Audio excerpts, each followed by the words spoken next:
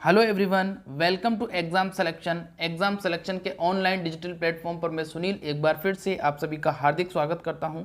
दोस्तों, अपनी live test series चल रही थी जेट, आईसीआर, बीएचयू, एमपीपीएटी, यूपी के टेट 2022 के लिए जो स्टूडेंट तैयारी कर रहे हैं उनके लिए 2021 तक जो प्रश्न पूछे गए हैं वो सभी महत्वपूर्ण प्रश्न मैं आपको इस सुपरफास्ट टेस्ट सीरीज में सॉल्व करवाता हूं। तो पहली बार जुड़े हो तो प्लीज़ चैनल को सब्सक्राइब कर लीजिए, वीडियो को लाइक कर दीजिए। फिर शुरू करते हैं आज का हमारा रोमांचक सफर। तो चलिए शुरू करते हैं, क्वेश्चन नंबर फर्स्ट की तरफ बढ़ते हैं। तो आज हम सस्य विज्ञान के इंपॉर्टेंट क्वेश्चन सॉल्व करेंगे। यहाँ पर क्वेश्चन नंबर फर्स्ट दिया गया है, एग्रोनॉमी किस भाषा का शब्द है? ए है आपका अंग्रेजी, बी है लैटिन, सी है फ्रेंच और डी है ग्रीक। यहाँ पर आपको जवाब देना है कि एग्रोनॉमी किस भाषा का शब्द है। लाइव चैट बॉक्स में कमेंट करके बताना है। हम थोड़ा जल्दी जल्दी क्वेश्चन को सॉल्व करेंगे ताकि ज़्यादा से ज़्यादा आप लोगों की प्रैक्टिस हो सके। यहाँ पर एग्रोनॉमी की बात करें तो जिन शब्दों के पीछे नॉमी और लॉजी होता है वो ग्रीक भाषा के शब्द होते हैं, और जिन शब्दों के पीछे कल्चर लगा होता है वो लैटिन भाषा के शब्द होते हैं। अगला यहाँ पर देखिए क्या है, नेक्स्ट प्रश्न यहाँ पर दिया गया है कि एग्रीकल्चर किस भाषा का शब्द है। तो अभी हमने डिस्कस किया था, कमेंट करके बताना है अंग्रेजी का है, लैटिन का है, फ्रेंच का है या ग्रीक का है। एग्रीकल्चर की अगर बात करें तो एग्रीकल्चर जो है आपके लैटिन भाषा का शब्द है। हो सकता है कि आपकी जो एनसीईआरटी की किताब है उसमें इसको ग्रीक दर्शा रखा होगा, लेकिन जिन शब्दों के पीछे कल्चर होता है वो लैटिन भाषा का शब्द होता है। अगला यहाँ पर देखिए क्या है, बहुत ही अच्छा प्रश्न पूछा गया है। प्रश्न पूछा गया है, मनुष्य द्वारा उगाई जाने वाली, ध्यान से समझना है, मनुष्य द्वारा उगाई जाने वाली सबसे पहली फसलें कौन सी थी? ए है गेहूँ और जौ, बी है कपास और सोयाबीन, सी है मूंगफली और ज्वार और डी है धान और सरसों। अब यहाँ पर जवाब देना है मनुष्य द्वारा उगाई जाने वाली सबसे पहली फसलें कौन सी थी। तो यहाँ इसका राइट आंसर हो जाएगा ऑप्शन नंबर ए, मनुष्य द्वारा सबसे पहले गेहूं और जौ की खेती को करना स्टार्ट किया गया था। ठीक है, अगला यहाँ पर देखिए क्या है, अगला प्रश्न यहाँ पर पूछा गया है गोल्डन राइस, बहुत ही अच्छा प्रश्न है। गोल्डन राइस किसने विकसित किया था? ए है आपका सीटी पटेल, बी है नागार्जुन, सी है इग्नोपोट्रिक्स और डी है जीएस खुश। जवाब देना है आपको ए, बी, सी या डी। जो बच्चे लाइव जुड़े हुए हैं बिल्कुल मैं सभी का बहुत बहुत हार्दिक स्वागत करता हूं।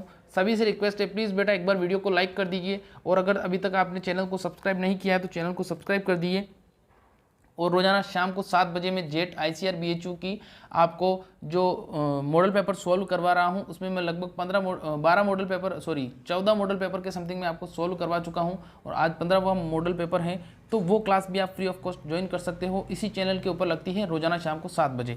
अब यहाँ पर बात करते हैं गोल्डन राइस की। तो गोल्डन राइस जो है वो इग्नोपोट्रिक्स ने विकसित किया था, और ध्यान रखना इसके अंदर विटामिन ए की मात्रा अगर पूछता है तो विटामिन ए की मात्रा 37 ppm हो जाएगी। अगला यहाँ पर बात करते हैं संकर चावल, बहुत ही अच्छा प्रश्न है। संकर चावल किसने विकसित किया था? ए है आपका सीटी पटेल, बी है आपका वाई एस पिग, सी है आपका इग्नोपोट्रिकस और डी है जीएस कुश। यहाँ पर ये वाई एस पिग नहीं है, ये वाई एल पिंग होगा, है ना, वाई एल पिंग की बात हो रही है यहाँ पर। तो यहाँ पर अगर अपन बात करें शंकर चावल की तो शंकर चावल का राइट आंसर हो जाएगा ऑप्शन नंबर बी। वाई एल पिंग जो थे उन्होंने सबसे पहले इसको चीन देश में डेवलप किया था। ध्यान रखना, पूछ सकता है कौन से देश में शंकर चावल को विकसित किया गया था, तो शंकर चावल का राइट आंसर हो जाएगा आपका चीन। अगला यहाँ पर देखिए क्या है, अगला प्रश्न यहाँ पर पूछा गया है, क्वेश्चन नंबर 6 जो है वो पूछा गया है सुपर चावल, बहुत ही अच्छा प्रश्न है। सुपर चावल किसने विकसित किया था? तो सुपर चावल का जवाब देना है किसने विकसित किया था। ए है आपका सीटी पटेल, बी है आपका वाई एस पिग, सी है इग्नोपोट्रिक्स और डी है जीएस खुश। यहाँ पर जवाब देना है आपको, इसका आंसर क्या होगा, सुपर चावल किसने विकसित किया था। सुपर चावल की बात करते हैं तो बिल्कुल जिन बच्चों ने इसका जवाब दिया है जीएस कुछ, बिल्कुल सही आंसर हो जाएगा। फिर बात करते हैं कि सुपर चावल को कहाँ पर या कौन से देश में विकसित किया गया था? तो फिलीपींस के अंदर विकसित किया गया था। फिलीपींस के अंदर आप लोगों को पता है IRRI है, इंटरनेशनल राइस रिसर्च इंस्टीट्यूट है, वहाँ पर इसको जीएस कुश, ये एक भारतीय वैज्ञानिक है, अपने लिए बहुत ही गर्व की बात है। जीएस कुश नामक एक वैज्ञानिक जो है उन्होंने इसको विकसित किया था। अगला यहाँ पर बात करते हैं अपन, सुपर गेहूँ किसने विकसित किया था? यह भी बहुत अच्छा प्रश्न है। सुपर गेहूँ किसने विकसित किया था? ए है इग्नोपोट्रिक्स, बी है आपका नागार्जुन, सी है आपका सीटी पटेल, डी है आशीष दत्त। बिल्कुल यहाँ पर अगर मैं चाहता तो इस क्वेश्चन को पूरे एक ही क्वेश्चन में मैं सॉल्व करवा सकता था, लेकिन जब तक आपकी प्रैक्टिस नहीं होगी तब तक आप बिल्कुल सही तरीके से निपुण नहीं हो पाओगे। इसीलिए मैंने इन क्वेश्चन को ज़्यादा से ज़्यादा आपकी प्रैक्टिस हो सके इसीलिए अलग अलग क्वेश्चन में इनको सेट किया है। तो अगर फॉर्मेट अच्छा लगा हो तो कमेंट करना, अगर अच्छा नहीं लगा हो तो कल से डिस्क्रिप्टिव कर देंगे, कोई दिक्कत नहीं है। तो यहाँ पर बात करते हैं सुपर गेहूँ की। सुपर गेहूँ जो है वो आपके नागार्जुन ने विकसित किया था, ये आप लोगों को ध्यान होना चाहिए। ठीक है, अगला यहाँ पर बात करते हैं, ये जो सुपर गेहूँ, सुपर राइस जो डेवलप किया गया है, इनकी जो उपज थी वो लगभग 25% ज़्यादा थी। इनकी उपज जो थी, सामान्य गेहूँ जितनी उपज करता है उससे 25% ज़्यादा इनकी उपज होती है, इसीलिए इनको सुपर गेहूँ और सुपर चावल की संज्ञा दी गई है। अगला यहाँ पर देखिए प्रश्न पूछा गया है, बीटी कपास किसने विकसित किया था? जवाब देना है आपको, बीटी कपास किसने विकसित किया था? ए है आपका चारुदत्त माई, बी है आपका नागार्जुन, सी है आपका सीटी पटेल और डी है सी पाल। जवाब देना है, बीटी कपास की बात हो रही है यहाँ पर। बेसिलस थ्यूरिजेंसिस नामक एक जीन को इसमें ट्रांसफर करके कॉटन बोलवर्म के प्रति इसको डेवलप किया गया था और लगभग 1966 में, यहाँ पर 1966 में इसको डेवलप कर दिया गया था। तो भारत के संदर्भ में अगर बात करें तो भारत के अंदर इसको सन 2009 में मान्यता मिली थी। यहाँ पर राइट आंसर की बात करते हैं तो यहाँ पर राइट आंसर इसका क्या हो जाएगा, इसको सी डी माई ने विकसित किया था, चारुदत्त माई ने इसको विकसित किया था, बीटी कॉटन का ध्यान रखना। फिर यहाँ पर बात करते हैं सीटी पटेल की, तो सीटी पटेल का भी अगला प्रश्न आएगा। यहाँ पर देखिए अगला प्रश्न पूछा गया है कि शंकर कपास, बहुत ही अच्छा प्रश्न है, शंकर कपास किसने विकसित किया था? जिसकी फर्स्ट वेराइटी थी H4, जिसको 1970 में डेवलप किया था। ए है आपका सीटी पटेल, बी है नागार्जुन, सी है सी पॉल और डी है बीपी पाल। जवाब देना है, शंकर कपास को किसने विकसित किया था? शंकर कपास की अगर अपन बात करें तो शंकर कपास को सीटी पटेल ने विकसित किया था गुजरात एग्रीकल्चर यूनिवर्सिटी में। तो ध्यान रखना, अगर पूछ ले कहाँ पर, तो गुजरात के अंदर इसको डेवलप किया गया था। ठीक है, H4 इसकी फर्स्ट वेराइटी थी। एक बेटा ध्यान रखना, एक HB फर्स्ट वेराइटी है। इसकी बात करें तो ये आपके बाजरा की वेराइटी है और इसको 1965 में अटवाल नामक साइंटिस्ट के द्वारा डेवलप किया गया था लुधियाना के अंदर। अगला यहाँ पर पूछा गया है, गन्ने का नोबलीकरण किसने किया था? ए है आपका वेंकट रमन ने, बी है आपका बीपी पाल ने, सी है नागार्जुन ने और डी है सीटी पटेल ने। तो गन्ने का नोबलीकरण का मतलब क्या होता है, पहले तो ये समझना है। गन्ने का नोबलीकरण मतलब ये होता है कि गन्ने की जो जंगली प्रजातियाँ हैं, उन जंगली प्रजातियों से गन्ने की अच्छी उपज देने वाली जब किस्मों को विकसित किया गया था, तो ये ही प्रक्रिया आपकी गन्ने का नोबलीकरण कहलाई और जिसको डेवलप करने का श्रेय जाता है वेंकट रमन को। और स्थान पूछ ले तो कोयम्बटूर में, जहाँ पर आपका क्या है, SBI इंस्टीट्यूट है, शुगर कैन ब्रीडिंग इंस्टीट्यूट है, कोयम्बटूर तमिलनाडु। अगला यहाँ पर देखिए बात करते हैं, क्वेश्चन नंबर 11 जो है वो यहाँ पर पूछा गया है, प्रथम मानव निर्मित अनाज या फसल कौन सी है? यहाँ पर जवाब देना है, प्रथम मानव निर्मित अनाज या फसल कौन सी है? ए है आपका ट्रिटिकेल, बी है स्ट्रॉबेरी, सी है किन्नो और डी है कोई नहीं। यहाँ पर जवाब देना है, प्रथम मानव निर्मित अनाज या फसल कौन सी होगी? बहुत ही अच्छा प्रश्न है, हमेशा पूछा जाता है। तो यहाँ अगर अपन राइट आंसर की बात करते हैं तो प्रथम मानव निर्मित अनाज जो है वो आपके कौन सी कहलाती है? प्रथम मानव निर्मित अनाज का राइट आंसर हो जाएगा ऑप्शन नंबर ए, जिसे रिम्पू नामक वैज्ञानिक ने डेवलप किया था, गेहूं और राई। ये राई का मतलब यहाँ पर वो वाली राई नहीं है, ये राई एक विशेष प्रकार की फसल होती है जो आपके खाद्यान्न फसलों के अंदर ही गिनी जाती है और ये आपके स्वीडन देश में उगाई जाती है। तो ध्यान रखना, गेहूं और राई के संकरण से स्वीडन देश के अंदर इसको उगाया गया था और इसको ट्रिटिकेल नाम दिया गया था। स्ट्रॉबेरी और किन्नो की बात करें तो ये मेन मेड क्रॉस हैं। ध्यान रखना, ये मेन मेड क्रॉस है या मेन मेड फ्रूट भी कह सकते हैं इनको। ठीक है, यहाँ पर अपने बात हो रही है अनाज या फसल की। अगला यहाँ पर प्रश्न देखिए क्या है। अगला प्रश्न पूछा गया है, भारत का प्रथम KVK। जवाब देना है, भारत का प्रथम कृषि विज्ञान केंद्र KVK कहाँ खोला गया था? ए है आपका नई दिल्ली में, बी है पांडिचेरी तमिलनाडु में, सी है जयपुर में और डी है पूसा बिहार में। बिल्कुल, जो बच्चे जुड़े हुए हैं यहाँ पर उन सभी का मैं बहुत बहुत हार्दिक स्वागत करता हूँ। बिल्कुल बेटा, किरण है, पायल है, इसके अलावा यहाँ पर बात करते हैं मोनू सिंह है। बिल्कुल बेटा, सभी का बहुत बहुत हार्दिक स्वागत है। यहाँ पर अगर अपन राइट आंसर की बात करें, जो बच्चे इसका आंसर देते हैं ऑप्शन नंबर बी वाला, बिल्कुल सबका सही जवाब है। प्रथम KVK जो खोला गया था वो आपका पांडिचेरी तमिलनाडु के अंदर लगभग 1972 के अंदर खोला गया था, है ना, 1974, हाँ बिल्कुल 1972 के अंदर खोला गया था। अगला यहाँ पर बात करते हैं राजस्थान का पहला कृषि विज्ञान केंद्र। तो राजस्थान का पहला कृषि विज्ञान केंद्र की बात करते हैं तो बीकानेर है, जयपुर है, फतेहपुर सीकर है या उदयपुर है। राइट आंसर की बात करते हैं, राजस्थान का पहला कृषि विज्ञान केंद्र। तो देखिए यहाँ पर जो बच्चे इसका आंसर देते हैं फतेहपुर सीकर, बिल्कुल सबका सही जवाब है। फतेहपुर सीकर में राजस्थान का पहला कृषि विज्ञान केंद्र 1974 1974 में खोला गया था। ठीक है, आगे बात समझ में। वर्तमान में ये किस में आता है? वर्तमान में ये SKNAU यानी कि Shri Karan Narendra university of agriculture and technology, इसके अंतर्गत आता है।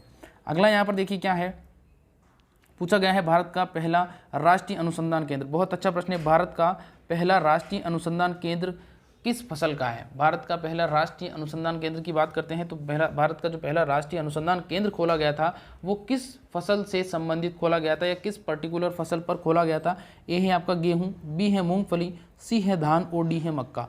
यहाँ पर बात करते हैं पहला राष्ट्रीय अनुसंधान केंद्र, तो पहला राष्ट्रीय अनुसंधान केंद्र जो है वो आपके मूंगफली का था, ध्यान रखना मूंगफली का था, और ये आपके जूनागढ़ के अंदर है। और जूनागढ़ जो है आप लोगों को पता है कहाँ पर है, जूनागढ़ आप लोगों को पता है गुजरात के अंदर है, तो ध्यान रखना गुजरात के अंदर है। और मूंगफली के संदर्भ में बात करें तो राजस्थान के अंदर मूंगफली बीकानेर, और बीकानेर के अंदर भी अगर बात करें तो पर्टिकुलर एक आपका कस्बा है बीकानेर के अंदर जिसे लूणकरणसर के नाम से जानते हैं, उस क्षेत्र में सर्वाधिक मूंगफली का उत्पादन होता है।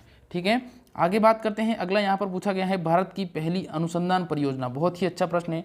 भारत की पहली अनुसंधान परियोजना किस फसल से संबंधित थी?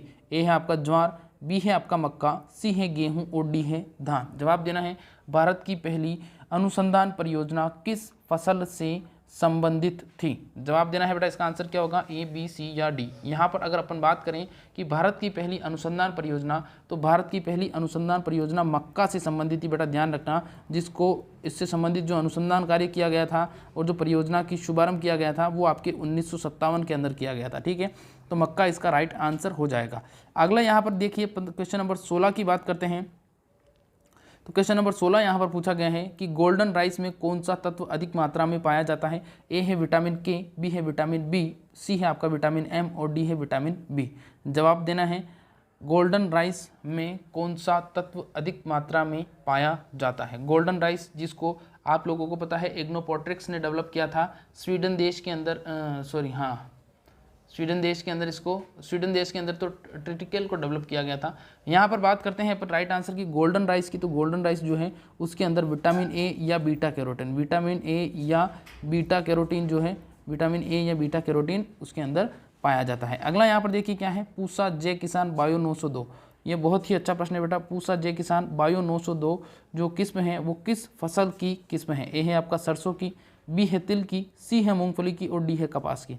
पूसा जय किसान बायो 902,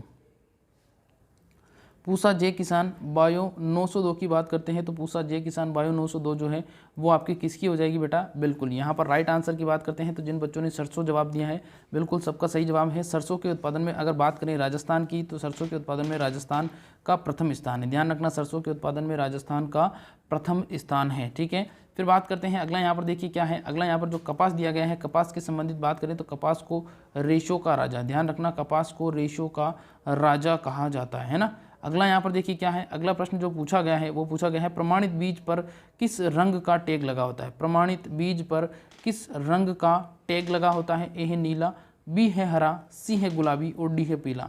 जवाब देना है प्रमाणित बीज जो होते हैं, किसानों को अगर पूछ ले किसानों को कौन से बीज दिए जाते हैं तो किसानों को प्रमाणित बीज ही दिए जाते हैं।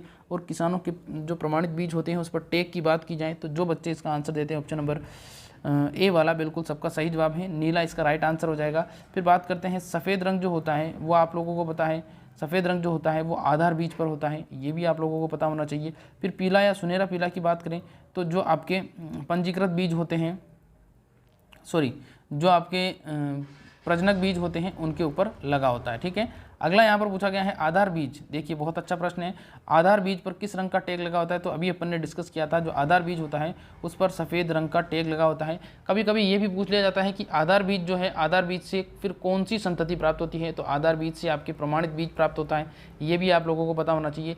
कभी कभी ये भी पूछ लिया जाता है प्रमाणित बीज किस बीज से प्राप्त होता है? तो प्रमाणित बीज आधार बीज से प्राप्त होता है। कुल मिलाकर अगर आपसे पूछता है कि बीज उत्पादन की कितनी श्रेणियाँ हैं, तो बीज उत्पादन की वैसे तो 5 श्रेणियाँ हैं, जिसके अंदर आता है आपका मूल केंद्रक बीज, फिर आता है आपका प्रजनक बीज, फिर आता है आपका आधार बीज, फिर आता है पंजीकृत बीज और फिर आता है प्रमाणित बीज। लेकिन इसके अंदर पंजीकृत बीज जो है इसकी श्रेणी को अपन काउंट नहीं करते हैं। तो अगर 4 और 5 दोनों ऑप्शन में आता है तब 5 पर क्लिक करना है, लेकिन 4 और 5 दोनों ऑप्शन में नहीं है तब आपको सिर्फ और सिर्फ 4 क्लिक करना है ना। तो उम्मीद करता हूँ सेशन आपको अच्छा लग रहा होगा। अगला यहाँ पर प्रश्न देखिए क्या है, प्रमाणित बीज किन बीजों से तैयार करते हैं? तो यहाँ पर देखिए जो मैंने प्रश्न पूछा था वो प्रश्न यहाँ पर आ चुका है कि प्रमाणित बीज किन बीजों से तैयार किया जाता है। तो प्रमाणित बीज आपके किन बीजों से तैयार किया जाता है? आधार बीज से तैयार किया जाता है। फिर सबसे पहले मूल केंद्रक बीज होते हैं, ये भी आप लोगों को पता होना चाहिए। तो ये जो बीज हैं, बीज से संबंधित ध्यान रखना, बीजों की मुख्य रूप से 4 श्रेणियाँ होती हैं। और राष्ट्रीय बीज निगम की स्थापना की बात करें तो राष्ट्रीय बीज निगम की स्थापना 1963 में की गई होगी। तो उम्मीद करता हूँ आज का ये लाइव सेशन आपको अच्छा लगा होगा। अच्छा लगा हो तो प्लीज़ वीडियो को लाइक और चैनल को जरूर से सब्सक्राइब करिएगा। और रोजाना में शाम को 7 बजे इसी चैनल के ऊपर मॉडल पेपर सॉल्व करवाता हूँ जेट ICR BHU के, उसको भी आप फ्री ऑफ कॉस्ट ज्वाइन कर सकते हो। इसके अलावा बायोलॉजी के भी मैं मॉडल पेपर सॉल्व करवाता हूँ ठीक 9 बजे इसी चैनल के ऊपर, वो भी आप ज्वाइन कर सकते हो। तो इस वीडियो में इतना ही, थैंक यू।